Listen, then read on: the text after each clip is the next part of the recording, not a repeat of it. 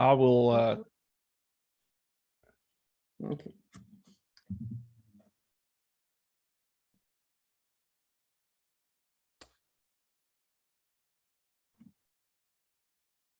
All right. Can Stephen, can you give me a thumbs up if you can see the slides? You can hear me. I've got confirmation. We are good, it appears. All right. So thank you, everyone. Thanks for this opportunity to present here. I'm kind of a relative newcomer to the group. This is actually my second, I guess we call this event, the symposium. I attended the last one that we had. And so this is actually just the second event. I was unable to make it to the national or our annual conference last year, unfortunately. So anyways, so I've titled today's topic, Don't Believe the Type, a little play on words. And we're going to be kind of discussing and taking a look primarily at the 1762 Cambridge Standard Edition. Well, and I say primarily looking at that, primarily looking at that as well as the 1760. And I'll be making several cases throughout this presentation, kind of just having fun with it. Like maybe we just envisioning we're in court and I'm trying to present my case for my 1760 over maybe the 1762. But we'll be diving into a lot of some of the I shouldn't say folklore, well, historical stories revolving around the 1762, and we'll also be discussing some of the 1769 Oxford a little bit as well as we get into these. So quickly, just to introduce myself to everybody, since I am somewhat new, I've become over the last year friends with several of the group members just through email and phone calls and things like that. And so this has been a very worthwhile thing for me. I'm glad that I had found this organization, I guess sometime last year, and had joined. So it's been very beneficial to find a group of like-minded individuals since we seem to be maybe a small group as we are. Just a little bit about me. Over on my professional side of things, I've kind of come from the world of cybersecurity. I've government work for the probably the last 15, 17 years. And then the last 5 or 6 years, I've kind of stepped out of that role from the government side of things and are working for a software company overseeing the development of some primarily computer forensics, cybersecurity type of products that we market to law enforcement, government, Fortune 500, educational institutes, etc. So it's kind of a wide variety that we work with. And then, of course, just my personal side, husband, proud father. I started something you will see here in the slides, this logo with E66 is standing for ministry that I started of Exhibit 66, 66 obviously representing books of our modern Bibles. It's ministry that I started, I guess, really officially just over Reformation weekend last year. And it's something that's been several years in the making, however, and just of taking my passion for Bible history, the history of the Bible, and then the collection side of things that I had been doing for several years then, and just kind of blended the two in where we are able to take what's become a fairly nice collection and exhibit with over probably 100 items that can take up maybe, I think the last time we set one up was probably 8 to 10 8-foot long tables that we had skirted, and it's a nice professional kind of exhibit. So it's been well received here in the few handful of events that have done since launching. And I was telling Stephen earlier, we've got a few on the coming up that I'm pretty excited about as well. So yeah, anything history, Bible history I got into, but I love genealogy. Theology is probably at my number one, what I just really love to sit around and read about, and randomly guitars. So I've been a lifelong guitar player and actually got into trying to build them a few years back, and that is another story. I don't play any of the ones that I've built. I'll leave it at that. So a quick background before diving into the material. I'll give you just a quick background on what initially got me interested in this particular topic today. And so what kind of got me at least digging a little past the normal surface level history on the Cambridge Bibles that we're all probably familiar with, and in particular that 1762 edition.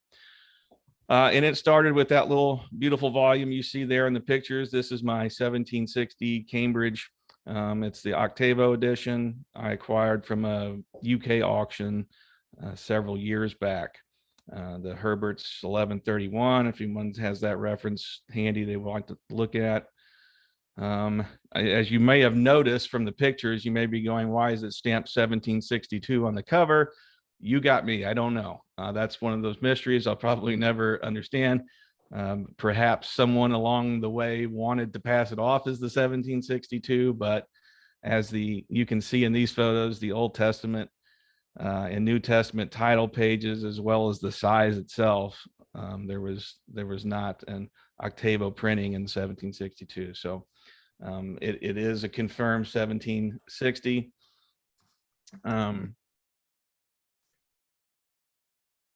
Let's see, here's the Herbert's listing for the 1760.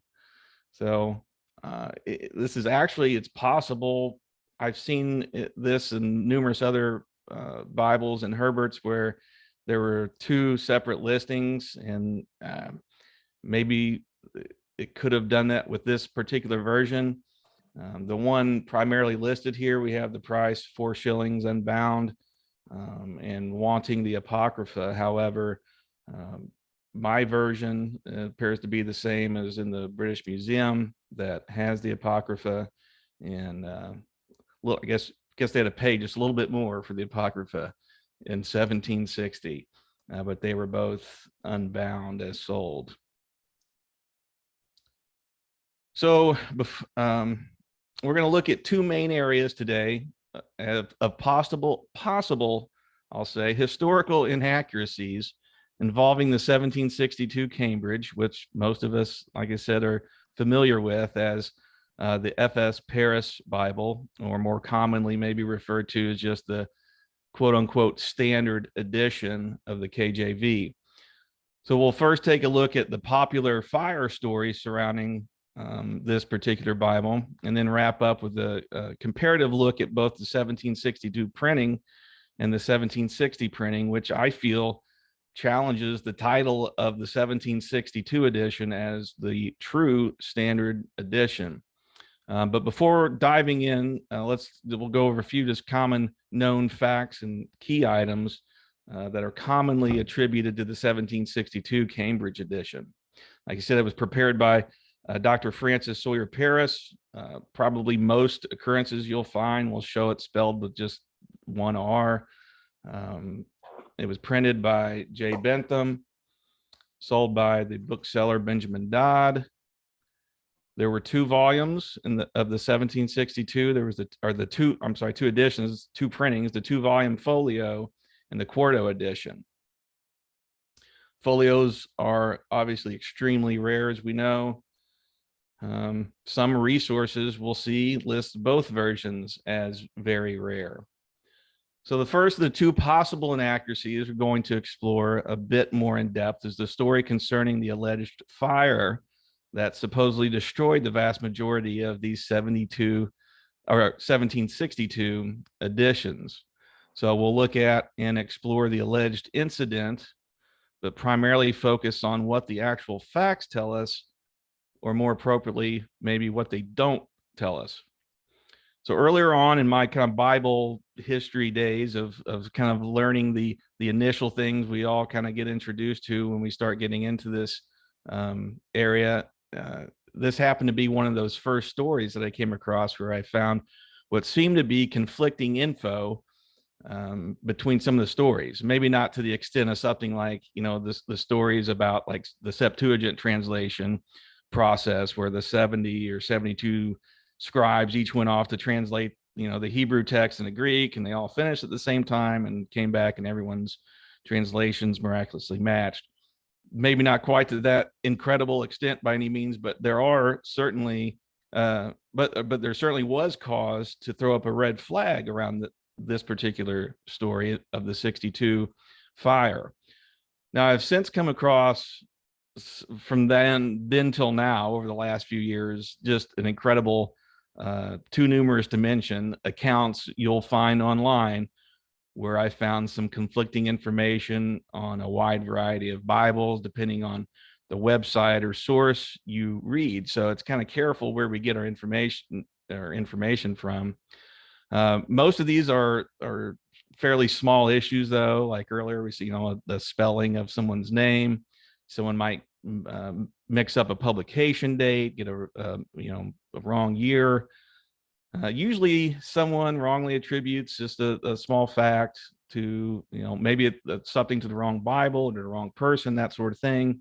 And primarily these errors I have found seem to be, predominantly on a random personal website, a blog post here, stuff like that. But the kind of the real interesting thing and issue with the 1762 seemed a bit more significant than these. It's not just a wrong date or something someone confused on a random website or, or obscure blog, but a potentially larger mix-up, or rather series of mix-ups with conflicting reports out there from some rather well-known individuals and entities and resources within our kind of tight-knit group. And then spanning well back for over a century. And the biggest problem was that it appeared there was really no tangible evidence to be found that would lead one to believe that the fire at Dodd's warehouse actually occurred. Nothing close to beyond a reasonable doubt, for sure. Pretty much hearsay. So it sort of appeared as if the story was just simply repeated over and over throughout history over the years, with no one really pressing the facts. We can ask why, but who doesn't love a good story like this? And we all love a good story, and I personally would love for this story to be factual, but I feel we also have an obligation to seek the truth, regardless of whether it's exciting or unremarkable. So did both the 1762 and, as we know, the probably more well-known story, the 1769 Oxford, suffer near extinction, due to these warehouse fires shortly after printing. The stories are almost literally close to identical in how they happen. Well, I guess I'll let you decide at the end of this presentation. But like any good collector, I certainly know that the stories like these can also greatly dictate the collectability factor and influence pricing that collectors pay and place on these books. And so regarding the 1762, this certainly is no exception to the rule here.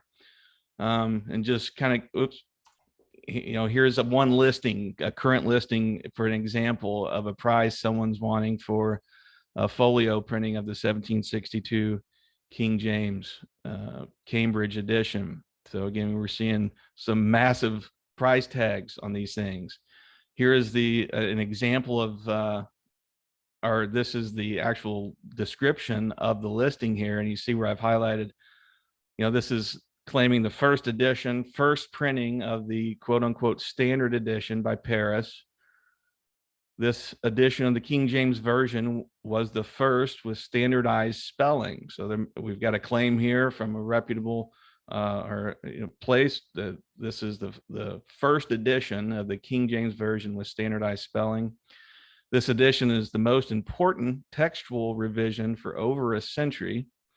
And then we see at the bottom, Paris's edition had no real circulation, chiefly because of a large portion of the impression being destroyed by a fire in Dodd's warehouse. And now they're quoting Scribner on that, which we'll look at little bit later.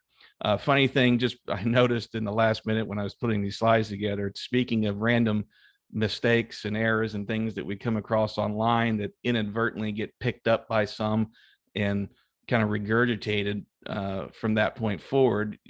Most of us would see this and go, well, they've obviously had Dr. Paris in mind when they put FS instead of, well, now I say FHA Scrivener, which it should have been.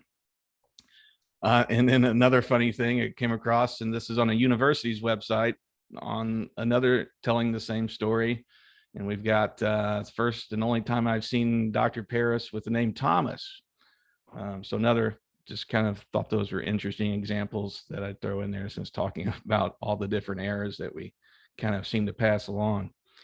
So here is, we looked at the folio. Here's another, here's a listing we see out there for the quarto printing, described as the most scarce of all the first editions, described as the first edition 1611 King James Family Bible, and a super quarto was printed first and sent to the warehouse for binding, awaiting the completion of the pulpit, when disaster struck and a catastrophic fire destroyed over 98% of the printed sheets of both the pulpit and quarto.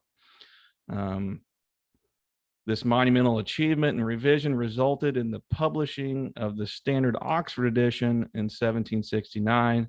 So there we see stuff on the fire. We see it again being the 1762, given the title that first standard Cambridge edition, which heavily influenced the Oxford of 1769. Here we're seeing, this is Herbert's reference for the 1762 folio edition, Cambridge. We see the standard edition. So he does attribute this 1762 as the quote unquote standard edition by Dr. Paris. But what's funny, we have no mention of a fire in Herbert's. We do see where copies of this folio edition are seemingly very scarce, it records, but nothing about a fire.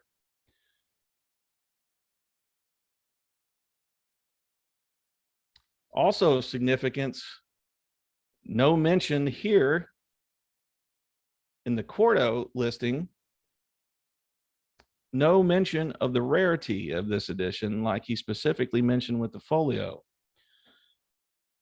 He does label it as Dr. Paris's Bible, but credits the revisions and corrections on this one to Paris's partner, H. Thorold. Oddly, in the folio listing we just looked at Herbert's credits both Paris and Thorold for that printing. So I'm not sure why that maybe reads differently. If I'm possibly reading more into that than I should, but why is it, why is this interesting, you may ask? Well, mostly because Dr. Paris had died several years before this point, passing away on May 1st of 1760. So we get to 1769, looking here in Herbert's, and someone can call the fire department. We've got flames finally in Herbert's. Finally, an account of a fire. Most of you are familiar with the 1769 Oxford Standard Edition, and most aware of the account that most of these burned in a fire, leading to this edition's scarcity. So why do we have so many online resources claiming the 1762 was devastated in a same warehouse fire just after printing was finished, yet not a single reference to it in Herbert's? And at this same time, I was starting to wonder if any historical source was really reliable that we could count on. And so I wanted to investigate further, both on the story about this fire of 1762, as well as the accuracy to the claim that the 1762 was in fact the true standard edition, especially when Paris himself wasn't even alive for several years leading up to its release. So search after search seemed to fall flat. That was until I found a record of this nice publication. Thankfully, that research led me to this article, or to an article by Alan Jessen from Cambridge University Library, in an old bulletin from the 90s. um, called the Bulletin of the Association of British Theological and Philosophical Libraries. Some key highlight takeaways from Jessen's article confirmed Dr. Francis Sawyer Paris did in fact die in 1760. The article concedes the fact that the 1762 was at least known as the first standard version by Paris, but this really was solely reliant on Herbert's catalog as the single reference to this point. And finally, the story concerning the warehouse fire of 1762 apparently originated from a single handwritten note that was allegedly found inside the British Library's copy of the 1762 folio that they had acquired. And that handwritten note was supposedly read, "Only 6 copies of this Bible preserved from a fire in Dodd's, the bookseller's warehouse." Now, the last bullet point supports Herbert's description of the quarto printing, which mentions nothing about it being rare or difficult to find like he did with the folio. It seems very plausible that at some point in time, people confused the account of the fire of the 69 Oxford edition, which actually was recorded in numerous different periodicals and references that we can check. The fire actually occurred in 1770, and mistakenly attributed this account to the 1762. And why I give that some credit too is, even in my early days of getting into the history of our Bibles, I remember doing this exact same thing. I confused these two accounts before realizing that there were actually two separate accounts that seemingly were identical in detail.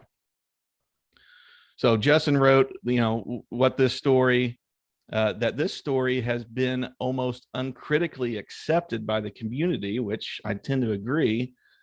He expresses his suspicion regarding the story of the fire at Dodd's warehouse for a lot of the same points that I've brought up. And he writes, "Partly, I find it difficult to believe that such a fire would destroy only the folio edition.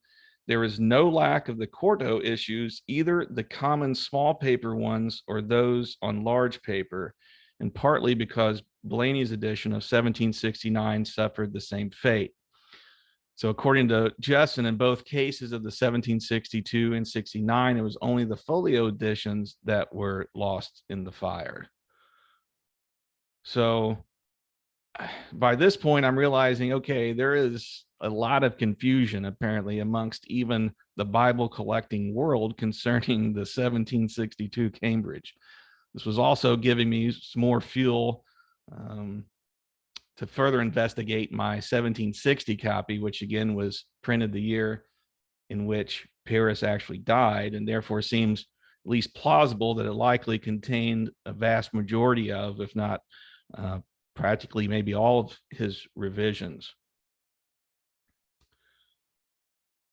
So, and here some key highlights just continued. The last thing with Jessen's article also stated he had been unable to trace any reference whatsoever to the alleged fire at Dodd's warehouse outside of the story regarding the note in the British Library's copy of Bentham's Bible. And I included his acknowledgments in his article simply for to kind of highlight the point that this wasn't a presentation you gave like I'm doing with a few days of doing some searching around. This was a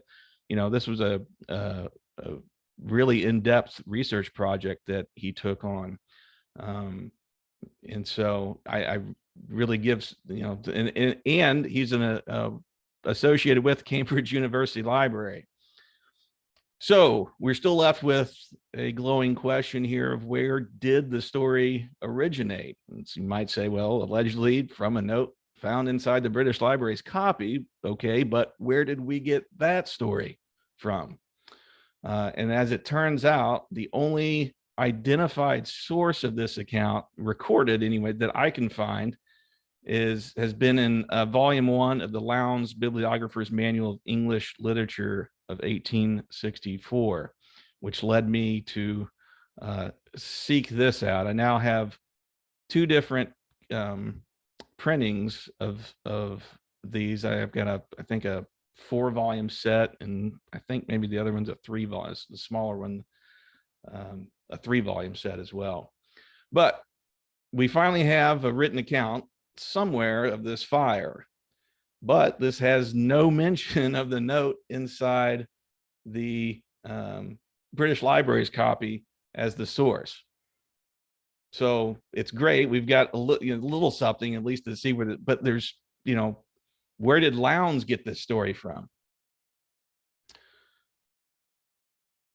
So my closing argument for today on at least the fire portion, Jessen conducted extensive research and literally found no evidence that would support the fire story outside of the Lowndes.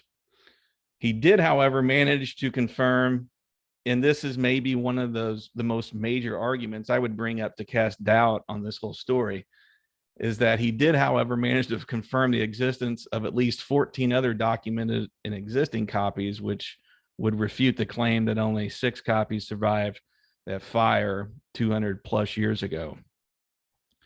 Herbert's, at least my latest editions that I have published in '68 mentions nothing about a fire at Dodd's warehouse, only mentioning that the folio version was scarce. The alleged note was found in the British Library copy, was said to have been discovered during the presence of the acquisition. So when the bookseller was bringing the copy of the volumes to the British Library, however that process occurred, that handwritten note was found during that time. So basically, we're looking at, again, just kind of having fun with this today, that from a court of law standpoint, this would be pretty well hearsay. We do have some documentation from Lowndes, but it lacks so much detail or info on detailed citations as to where that came from. So unless the man was here himself today to testify to that reference would be looked at as hearsay and inadmissible. But say, even if it was admissible, would that single piece of evidence be enough to support the story of the fire or dismiss it? So you make the call. I think the facts or lack thereof may speak for themselves. You keep in mind Herbert's mentions that both the quarto and the folio of the 1769 Oxford Standard are scarce due to a fire that consumed the majority of both versions. Again, no fire reference to either of the 1762 Cambridge versions. So regarding the fire claim today, I will rest my case. And then, so part 2, or case number 2, our second and final possible inaccuracy we'll explore is concerning whether or not the 1762 standard edition truly deserves the title of the first standard edition. Now, my case may or may not be as strong as my last, in your opinion, but in some ways I feel the case against this claim is even stronger than my case against the fire. So that, depends on how you weigh the evidence. So our next case, like I said, on our docket, Cambridge versus Cambridge, a battle for the title of the true first standard edition by Dr. F.S. Paris. Some might say, well, what are we going to compare? 1762 to the 1629, which was the first Cambridge printing? No. Or the 1762 versus the 1639, which was another revision that actually the 1639 had quite a bit of corrections from the 1629. We could compare the 1762 to Paris's first round of some corrections in the 1743 Cambridge printing, but we're not going to look at any of those. And I'm making my case today for the 1760 as tackling the 1762 for the title of the true first standard Cambridge edition. So I knew the historical relevance, like most of us do, of the 62 Cambridge, known as the standard, which supposedly was the first to include thousands of spelling and punctuation and other textual corrections that had occurred since the original printing in 1611. I knew that the majority of Paris's work was also allegedly used by Blayney in his Oxford Standard of 69. However, I knew that the first Cambridge edition ever printed wasn't the 62, but it occurred in 1629, which supposedly introduced quite a few changes, we mentioned in the last slide. And then in that 1638, that corrected a lot of the errors from the 1629 printing. And then the 1762, unlike you will read on website after website, was not Dr. Paris's first edition. This was, that would be his 1743 printing. And again, I also knew that Dr. Paris died in 1760 and felt that was fairly strong evidence that he didn't perform any continued work throughout 1761 and into 62. And so for the sake of time that I'm already getting close to exceeding, we're going to skip a lot of what I was going to build up here with a lot of different references, and I'll go straight to the one source that does a very good job of concisely making my case. And that would be on a Wikipedia page for Francis Paris. Now, before you go, well, what makes this any more reliable than some of the other sources online? Give me a few minutes. So here I've got some highlights of some really powerful statements here that I feel pretty much make my case. The two main text references listed on this page were the exact two references I was going to try to draw out and list over the course of a few slides. But knowing I'm usually go longer than I intend to, I figured I'd just, for time's sake, we'll just cut straight to these. So here's statement number one from this page. Paris's revision of the text culminated a little before his death in the 1760 octavo edition.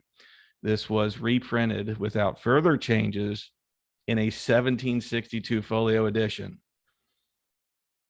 Almost worth reading again, as all these other historical stories that we hear that tell us that it's the 1762. You almost never hear about the 1760 printing, possibly because of the quote unquote fire drama, possibly because of obviously the 1762 had the 2-volume beautiful folio printing, which is much more presentable than the 1760 octavo. However, it doesn't change the facts.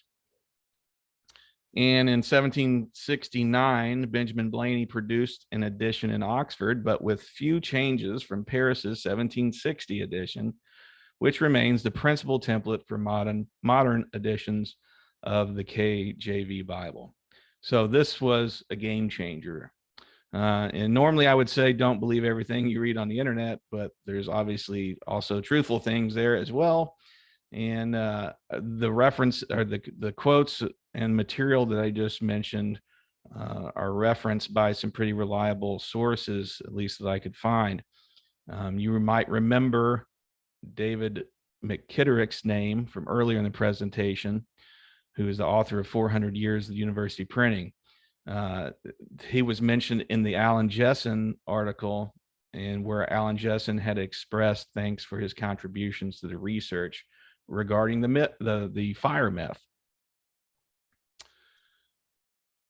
I found a source online that mentioned, among many other scripture references, we'll look at briefly in just a second on the next slide, but Isaiah 44:20, I kept finding throughout various places, was listed as a great example of one of Paris's revisions attributed to his 1762 Standard Edition. According to the sources, or at least one source, every King James Bible printed prior to the 1762 had rendered the text in this passage, "He feedeth of ashes," just like in the 1560 Geneva on Ford and some others. So pulling out my 1760, I confirmed the new reading was present just as I had expected. "He feedeth on ashes" was in my 1760. Now, this is just one of many, many examples I have come across that obviously for time's sake, we can't take a granular look at. But that said, in the next slide, we'll see a little bit bigger list of many other randomly selected verses that are commonly attributed to the 1762 edition. So here we'll see some examples of text you will find in various resources online, all attributing these changes to the 1762 Cambridge Standard. So I've listed a column, as many as I could squeeze in one column of Old Testament examples, and squeezed in as many I could as a column of New Testament examples. And please note, this is just kind of a random sampling, but there are many, many others that I have confirmed in these lists. And most importantly, so the point here I'm making, out of all these from Genesis through Revelation, of not just stuff like unfortunately, I noticed here at the last minute too that the italicized words did not come across somehow in copying this over. So some of these are changes in spelling, some of these punctuations, some are the italics used to key in on words that were not actually found in the original text, but to give better understanding around that text. So here's the crazy thing. All these sources, all this around the 1762, every one of these I confirmed were in my 1760 Cambridge. And just briefly, a couple slides left, I've also found a research paper titled Differences Between the Various Settings of the King James Version by a Dr. Sebastian Descent. Hopefully I didn't massacre his name there, but in this paper, he cites the publication that I have shown here on this slide.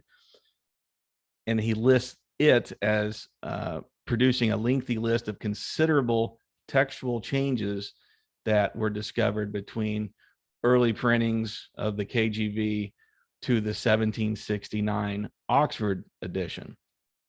And these were every one that was listed in the article. And so I went through every one of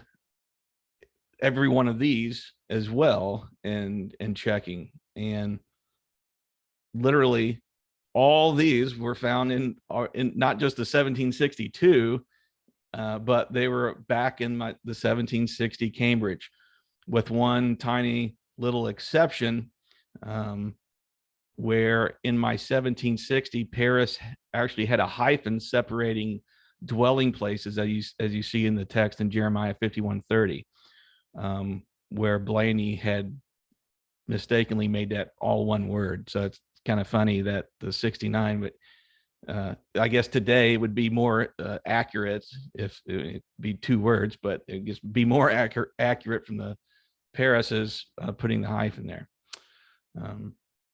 In that same article by the Dr. Descent, he wrote, two noteworthy editions of the authorized version were Cambridge's edition of 1760 by Paris and Oxford's edition of 1769, edited by Blaney. The Oxford edition has few differences from the Cambridge edition. The 1769 edition is Oxford's standard text. So you may read that differently. The way I kind of read that, well, it blatantly kind of says in the first sentence, but from the last sentence, it seems to imply that he's the 1760 he is referring to as the standard text. And even here, one last thing I just randomly came across 10 minutes before we did this presentation today.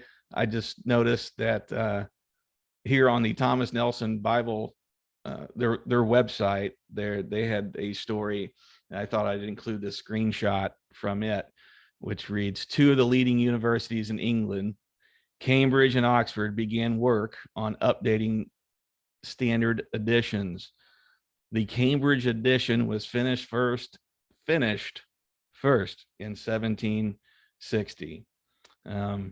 So closing arguments on case number 2 here, and to my friends who may own a 1762, none of what I'm saying, don't send me hate mail after today. None of the evidence we looked at today should make any 1762 less desirable. But I do feel the evidence should certainly make the 1760 more desirable to collectors than it historically has been. And so, just like Alan Jessen was quoted as saying in regard to the fire story, we find yet again another instance involving the same exact Bible where a story was uncritically accepted by the community and just passed down for well over a century now. The facts and black and white real world data in comparisons seem to tell a different story than what many of us were told, or many resources teach people that concerning the first Cambridge Standard Edition. With the fire story, there was a considerable lack of evidence that leads me and others to believe that the fire that allegedly destroyed the 1762 printings didn't actually happen. But with this issue regarding the true Cambridge Standard Edition, it's kind of the opposite. There seems to be a considerable amount of evidence that would suggest the 1760 edition should be the real standard Cambridge edition by Ferris. Based on my own little research and that of mainly that of others, I have found the title of the first true Cambridge edition, a standard edition, which was, again, quote unquote, printed without revision in 1762, printed without revision in 1762, and which was used extensively for the Oxford Standard of 69, belongs to the 1760 octavo printing. So, ladies and gentlemen of the jury, I rest my case, and sorry for going a little bit over. If I don't know what time, or let's see, Stephen, let me. Well, thank you, Jeff. I will start with thank you. You've given me a lot to think about.